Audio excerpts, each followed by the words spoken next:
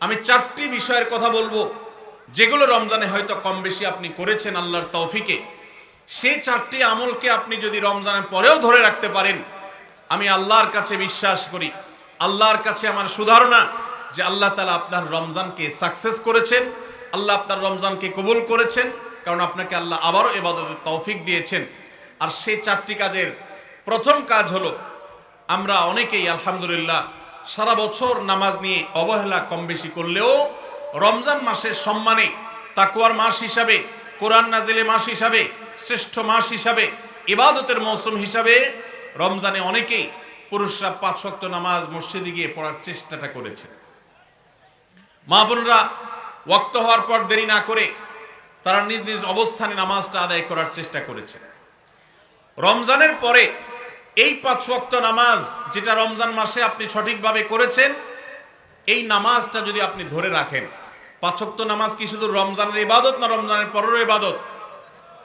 কি বলেন? 5 ওয়াক্ত নামাজ কি শুধু রমজানের ইবাদত? রমজানের পরেরও ইবাদত, পালনীয়। অতএব 5 ওয়াক্ত নামাজ যদি আপনি রমজানের পরে ধরে রাখতে পারেন, আপনার জান জীবন যেতে পারে, অনেক লস হয়ে যেতে পারে, কিন্তু ওয়াক্ত চলে যাবে আর আপনি নামাজ পড়বেন না। ইমানদারের দ্বারা এটা কল্পনা করা যায় না, কোনো মুসলমানের জন্য এটা কল্পনা করা যায় না যে তিনি নামাজের ওয়াক্ত চলে যাবেন আর অবলীলায় তিনি অন্য কোনো কাজে ব্যস্ত থাকবেন, অসম্ভব।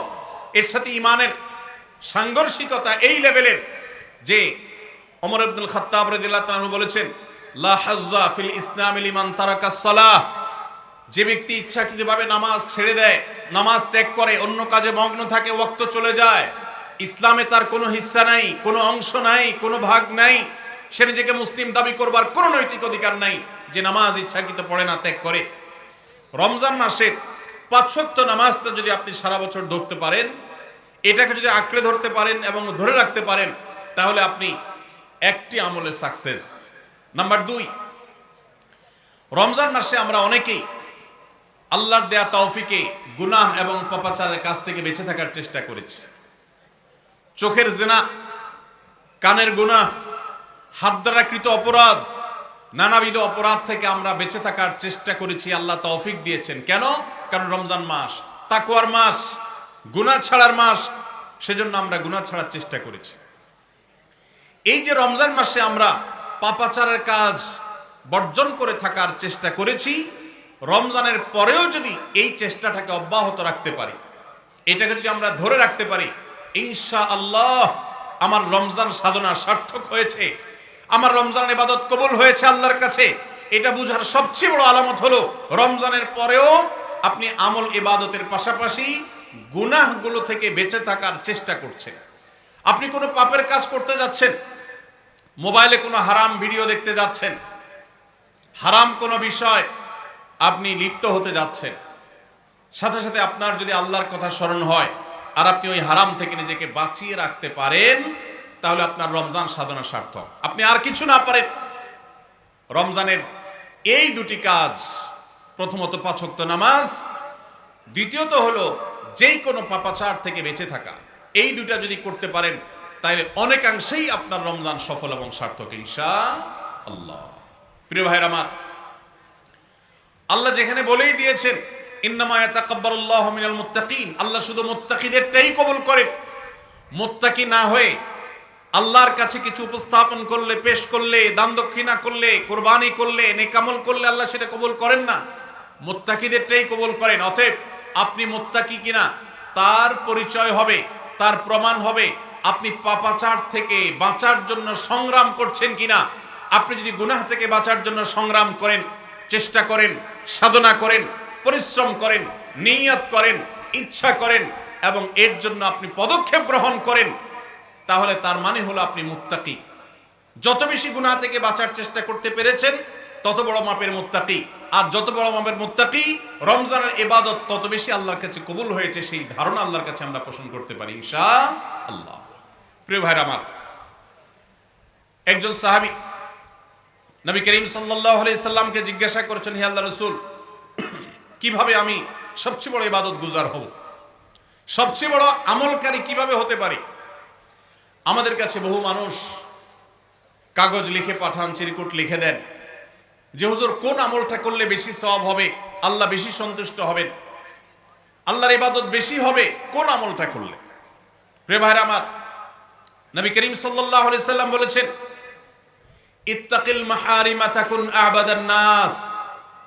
তুমি হারাম কাজ থেকে বেঁচে থাকো, অবৈধ কাজ থেকে নিজেকে বিরত রাখো, গুনাহের ধারে কাছেও যেও না, পাপাচারের পথ মারিও না। তুমি সবচেয়ে বড় ইবাদত গুজার হবে, সবচেয়ে বড় নেক আমল হতে পারবে। অনেক বেশি নফল রোজা রাখে, অনেক বেশি দোয়া দুরূদ পড়ে, অনেক বেশি কোরআন তেলাওয়াত করে, অনেক বেশি নফল দান সাদেকা করে, অনেক বেশি নফল কাজ করে, এই লোক আল্লাহর খাতা বড় ইবাদত গুজার নয়। আমাদের স্মৃতিতে ইবাদত গুজার বলতে ভেসে ওঠে সারাক্ষণ নামাজেরই রত থাকা মানুষের কথা। আমাদের স্মৃতিতে ভেসে ওঠে ইবাদত গুজার মানে হলো ঘন ঘন নফল রোজা রাখা ব্যক্তির ছবি। আমাদের স্মৃতিতে ইবাদত গুজার বলতে ভেসে ওঠে যে ব্যক্তি অনেক বেশি নফল আমল, জিকির আজকার ইত্যাদিতে মাশগুল থাকে। অথচ নবীজি বলছেন, ইত্তাকিল মাহারিমা তাকুন আবাদান নাস। তুমি হারাম কাজ থেকে বেঁচে থাকো, সবচেয়ে বড় ইবাদত গুজার হতে পারবে, সবচেয়ে বড় নেক আমল হতে পারবে যদি তুমি হারাম কাজ থেকে বেঁচে থাকতে পারো। ভাইরা আমার, আপনি যদি আপনার দুই ঠোঁট দিয়ে কোনো কটু কথা, অশ্লীল কথা, গালিগালাজ এটা আপনার মুখ দিয়ে যদি বের না হয়, রমজানের আগে হতো, রমজান মাসে আপনি তওবা করেছেন, রমজানের পরেও এই সংগ্রামে আপনি জিতে আছেন, টিকে আছেন, আপনার মুখ দিয়ে কোনো অন্যায় হয় না, তার মানে হলো আপনি মুত্তাকিদের কাতারে শামিল হতে পেরেছেন, আপনি গুনাহ থেকে বাঁচতে পেরেছেন। আপনার আমল দেখা যায় না, কিন্তু এই যে গুনাহ থেকে বাঁচার সংগ্রামে আপনি জিতে গেছেন, আপনি নিজেকে বাঁচিয়ে রাখতে পেরেছেন, এটাই হলো আপনার সফলতা, এটাই হলো আপনার সার্থকতা। আজকাল নফল রোজা, নফল নামাজ, নফল দোয়া দুরূদ, নফল জিকির আজকার, নফল দান সাদকা করা মুসলমানের সংখ্যা কম নয় সমাজে। যেই মুসলমানের অভাব সেটা হলো গুনাহমুক্ত জীবন গঠন করা মুসলমানের অভাব, মুত্তাকি মানুষের অভাব, গুনাহমুক্ত মানুষের অভাব। গুনাহমুক্ত মানুষ পাওয়া যায় না। ভাইরা আমার, আমাদের চেষ্টা করতে হবে আমার হাত এবং মুখ দ্বারা কারোর অধিকার খর্ব হবে না, কারোর কষ্ট হবে না। মুসলমান তো বটে, অমুসলমানকেও কোনো কষ্ট আমি দেব না, কারোর অধিকার নষ্ট হবে না, সম্পদে কারোর হক আমি নষ্ট করব না। আমি ওয়াজ মাহফিল শুনলাম, দিন কি দিন শুনলাম, ঘন্টাকে ঘন্টা শুনলাম, শুনতে শুনতে আমি কেঁদে দিলাম।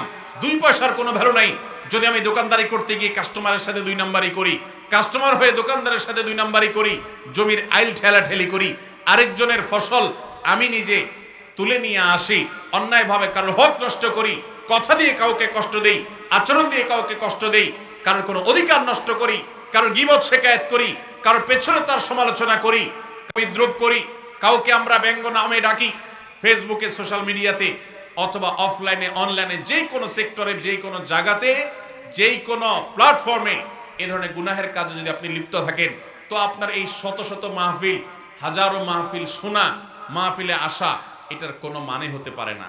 আল্লাহ আমাদের সবাইকে রমজান মাসে গুনাহ থেকে বাঁচার যে চেষ্টাটুকু আমরা করতাম, রমজানের পরেও সেটাকে আমাদের ধরে রাখার তৌফিক দান করুন। রমজানের পরে গুনাহ থেকে বাঁচার চেষ্টা করব তো ইনশাআল্লাহ। অনেক ভাইরা আছেন অনেক হারাম কাজ করেন নাই, কেন? রমজান মাস, কিন্তু এখন আবার সেটা শুরু করে দিয়েছেন। এর মানে হলো আপনার রমজানের ইবাদত কবুল হওয়ার সম্ভাবনা ক্ষীণ। নিশ্চিত তো বলা যাবে না, তবে প্রবল সুধারণা করা যায়, সম্ভাবনা অনেক প্রবল যদি আপনার সেই রমজানের আমলগুলোকে আপনি এখন ধরে রাখতে পারেন। অন্য সব না পারেন, অন্তত আমি 4টা আমলের কথা বলেছি, 5 ওয়াক্ত নামাজ আর সকল প্রকার গুনাহ এটা থেকে বিরত থাকা, আর 3 নম্বর হলো কোরআনে কারীমের তিলাওয়াত। অনেকে আমরা আলহামদুলিল্লাহ কোরআন তেলাওয়াত করেছি রমজানে, কারণ রমজান মাস কোরআন নাজিলের মাস। আমাদের সালাফ পূর্বসূরীরা রমজান মাসে কোরআন হাত থেকে রাখতেন না। আমরা অনেকেই নিজে কোরআন খতম দিয়েছি, যারা খতম দিতে পারেন না একটু হলো তেলাওয়াত করেছেন, তারাবিতে হাফেজ সাহেবের কাছ থেকে তেলাওয়াত শুনেছেন, কোনো না কোনো ভাবে কোরআনের সান্নিধ্যে এসেছেন। দুর্ভাগ্যজনক বাস্তবতা, রমজান চলে যাওয়ার সাথে সাথে আমাদের কোরআনের সাথে সম্পর্ক শেষ হয়ে গেছে। ঠিক না ভাই? ঠিক। বহু মানুষ আছে কোরআন স্পর্শ করে না, দিনের ভিতরে 2-4 ঘন্টা, 5 ঘন্টা, 6 ঘন্টা সময় পর্যন্ত অনেকে সোশ্যাল মিডিয়াতে ডুবে থাকেন, মোবাইলে ডুবে থাকেন। সারাদিন কোরআনকে স্পর্শ করার জন্য 5টা মিনিট সময় বের হয় না, ঘন্টাকে ঘন্টা কোরআনের পরিবর্তে মোবাইল ফোনকে স্পর্শ করার সময় আমাদের হয়। মনে রাখবেন, আপনার রমজানের আমল ইবাদত সার্থক হবে, সফল হবে, কবুল হওয়ার সম্ভাবনা জোরালো হবে যদি রমজানে যে কোরআন আপনি প্রতিদিন 2-4 পারা তেলাওয়াত করেছেন, এখন 2-4 পারা না পারেন 2-4 পৃষ্ঠা হলেও পড়েন, কিন্তু আপনার দিনের একটা সময় অবশ্যই বরাদ্দ থাকা উচিত কোরআনের জন্য। আজ মুসলিম জাতির যে দুরবস্থা আমরা দেখতে পাচ্ছি, পৃথিবীর পূর্ব থেকে পশ্চিম, উত্তর থেকে দক্ষিণ, চতুর্পাশে আমরা যে হাহাকার দেখতে পাচ্ছি, লাঞ্ছনা দেখতে পাচ্ছি, অপমান দেখতে পাচ্ছি, পরাজয়ের গ্লানি দেখতে পাচ্ছি, মুসলমানদের দুরবস্থার অন্যতম প্রধান কারণ হলো আজ মুসলমান কোরআন থেকে দূরে সরে গেছে। নবী করিম সাল্লাল্লাহু আলাইহি সাল্লাম বলেছেন, ইন্নাল্লাহা ইয়ারফাউ বিহাদাল কিতাবি আকওয়ামা ওয়া ইয়াদাউ বিহি আখারিন।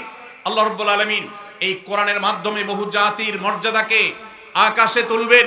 আবার এই কোরআনের প্রতি অবহেলার কারণে, অবজ্ঞার কারণে, কোরআনকে ছেড়ে দেওয়ার কারণে, কোরআন থেকে দূরে থাকার কারণে, কোরআনকে পরিহার করবার কারণে বহু জাতিকে আল্লাহ তাআলা অপমানিত করবেন, অপদস্থ করবেন, তাদেরকে আকাশ থেকে পাতালে নামিয়ে ছাড়বেন। সেই দুর্ভাগ্যজনক বাস্তবতা আজ আমরা প্রত্যক্ষ করছি। মুসলমানের ঘরে কোরআন পড়ার কোনো অভ্যাস নেই, কোরআনের চর্চা নেই, কোরআনের আলোচনা নেই, কোরআনের আলোকে জীবন গড়বার কোনো পরিকল্পনা আমাদের মধ্যে নেই। এজন্য ভাইরা, রমজান মাসে যে কোরআনের সান্নিধ্যে আমরা ছিলাম, রমজানের পরে অল্প অল্প করে হোক প্রতিদিন আপনি কোরআন তেলাওয়ার চেষ্টা করেন। 1 পৃষ্ঠা 2 পৃষ্ঠা হলে তেলাওয়াত করার চেষ্টা করেন, অর্থ সহ বুঝে পড়ার চেষ্টা করেন। এটা যদি করতে পারেন, আপনার রমজান সাধনা সার্থক ইনশাআল্লাহ। চেষ্টা করব তো কোরআন তেলাওয়াত করার। আল্লাহ রাব্বুল আলামিন এই কোরআনকে এমন এক গাইড বুক করেছেন। কোরআনের সবচেয়ে বড় মিরাকল হলো, কোরআনকে যে যত বেশি আঁকড়ে ধরতে পারবে, দুনিয়াতে আল্লাহ তাআলা তাকে তত বেশি সম্মানিত করবেন। ইসলামের ইতিহাসের সোনালী যুগের যারা স্বর্ণ মানব ছিলেন, সেই খুলাফায়ে রাশেদা, তাদের পরবর্তী যুগের যে সোনালী ইতিহাস ছিল, যখন বিশ্ব মুসলমানের পদতলে ছিল, মুসলমান যখন বিশ্বের সুপার পাওয়ার ছিল, গোটা বিশ্বে মানবতা তার সর্বোচ্চ শিখরে যখন আসীন হতে পেরেছে, মানবতা সবচেয়ে বেশি যখন প্রতিষ্ঠিত হয়েছে, যখন মুসলিম নয় শুধু অমুসলিমরাও সবচেয়ে সুখে শান্তিতে পৃথিবীতে বসবাস করতে পেরেছে, কারণ অধিকার খর্ব করা হয় নাই, অধিকার আদায়ের মতো আজকের পৃথিবীতে যে নাটক চলমান আছে, সেই নাটক তখন হয়নি। সেই সোনালী অতীত মুসলমানদের যে ছিল, তখনকার মুসলমানরা কোরআনকে তারা আঁকড়ে ধরেছিল, কোরআনকে তারা মাথায় রেখেছিল, কোরআনকে তারা জীবনে ধারণ করেছিল, কোরআনকে তারা সবসময় স্মরণ করেছে, বরণ করেছে, গ্রহণ করেছে, কোরআন দিয়ে নিজের জীবনকে সাজিয়েছে, তার সুফল তারা পেয়েছে।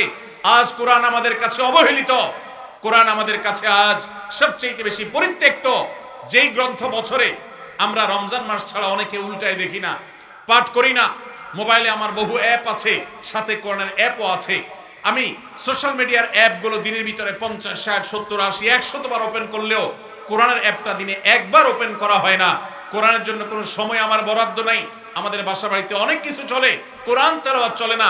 বহু কিছু নিয়ে আড্ডা হয়, কোরআন নিয়ে পাঠচক্র হয় না, গ্রুপ ডিসকাশন হয় না, আলোচনা পর্যালোচনা হয় না। এইরকম পরিবার আজ ঘরে ঘরে, প্রত্যেকটা জায়গায় জায়গায়। আর এই কারণে আজ আমাদের দুরবস্থা আমরা দেখতে পাচ্ছি পৃথিবীর চতুর্প্রান্তে রয়েছে। আল্লাহ তাআলা আমাদের সবাইকে কোরআনকে সারা জীবনের জন্য আমাদের সাথী করার তৌফিক দান করুন। কোরআন নিয়মিত পড়বেন তো ইনশাআল্লাহ, প্রতিদিন পড়বেন তো ইনশাআল্লাহ। আল্লাহ আমাদের সবাইকে প্রতিদিন কোরআন তেলাওয়াতের তৌফিক দান করুন, কোরআন বুঝে পড়ার তৌফিক দান করুন, কোরআনের আলো থেকে আলো গ্রহণ করবার তৌফিক দান করুন, সমাজ এবং রাষ্ট্রকে কোরআন দিয়ে সাজাবার তৌফিক দান করুন। বলুন আমিন। নাম্বার 4, শেষ পয়েন্ট। রমজান উপলক্ষে আমরা অনেকেই ভোর রাতে সাহরি খেতে উঠে আল্লাহর কাছে কম বেশি দোয়া করার চেষ্টা করেছি, 2-4 রাকাত তাহাজ্জুদ নামাজ পড়ার চেষ্টা করেছি, ঠিক না? আমি ঠিক। ইফতার সামনে নিয়ে অনেকে দোয়া করেছেন। রমজান মাসে রোজাদারের দোয়া কবুল হয় দিনের বেলা, অনেকে দোয়া করেছেন। রমজান শেষ, তাহাজ্জুদ পড়া তো ভোর রাতে উঠে দূরের কথা, অনেকের ফজর নামাজ পড়াটাই কঠিন হয়ে গেছে, ঠিক না? আমি ঠিক।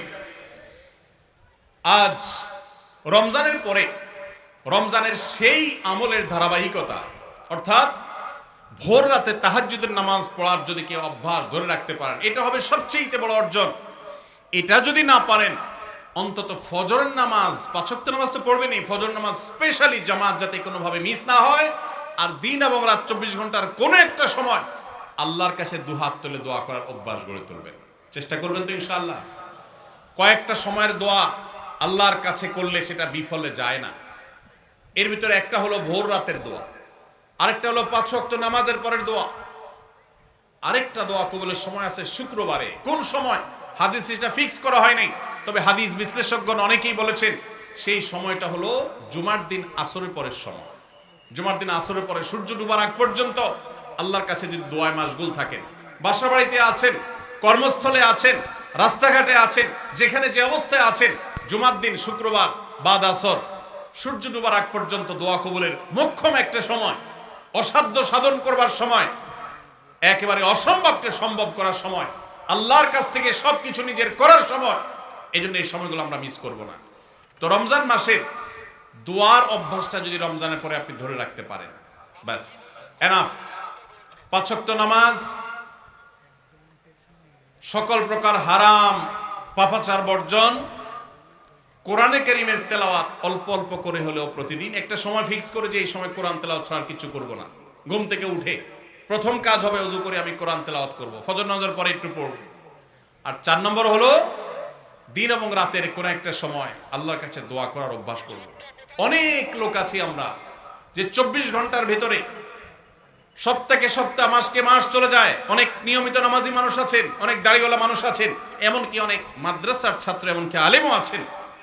মাসকে মাস চলে যায়, আল্লাহর কাছে হাত তুলে একটু চোখের পানি ফেলে শেষ কবে দোয়া করেছি বলতে পারবো না। এর চাইতে বড় হতভাগা আর কেউ হতে পারে না। এই জন্য রমজান মাসের দোয়ার আমলটা, রমজানে হয়তো আপনি দিনে 4 বার 5 বার করেছেন, রমজানের পরে একবার করেন।